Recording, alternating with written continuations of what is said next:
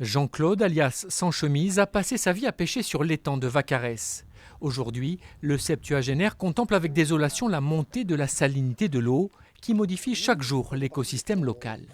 Vous voyez, regardez ça, c'est tout brûlé, même l'herbe, regardez. Le Vacarès, c'est le cœur de la Camargue, 6500 hectares où se mélangent eau salée remontant de la mer et eau douce apportée par la main de l'homme et ses canaux reliés au Rhône. Un équilibre fragile, aujourd'hui menacé. Avant, on vivait très bien sur l'étang du Vacarès. Les pêcheurs, ils vivaient de ce qu'il y avait dedans, du poisson qu'il y avait.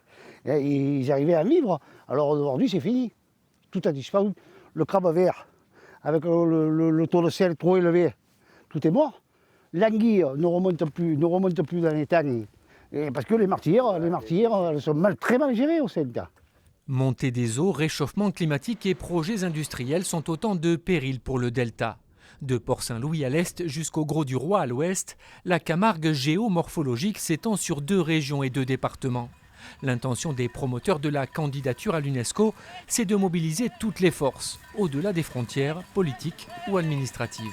On a toujours eu la grande Camargue et la petite Camargue, mais il est indispensable que cette Camargue aujourd'hui se parle sur cette raison de la terre qui nous porte. Et voilà, ce projet va nous permettre de porter ça au niveau national, au niveau international, et alerter aussi les grandes instances internationales sur ce sujet. La reconnaissance prendra du temps, mais si elle aboutit, elle permettra de décrocher des financements internationaux et de mutualiser les actions d'ampleur. Plus d'une dizaine d'élus des Bouches-du-Rhône et du Gard ont déjà rallié la démarche pour soutenir un projet qui veut défendre la singularité de ce territoire et des usages humains qui s'y sont développés depuis des siècles. Quand on voit que le temps qu'il a fallu à d'autres villes pour faire aboutir leurs monuments, etc., je pense à Nîmes dernièrement, il faut du temps, donc il faut surtout être rassemblés.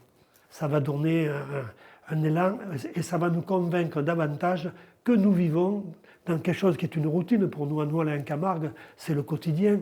Mais non, c'est bien plus qu'un quotidien, c'est une âme de la nature et une âme des hommes.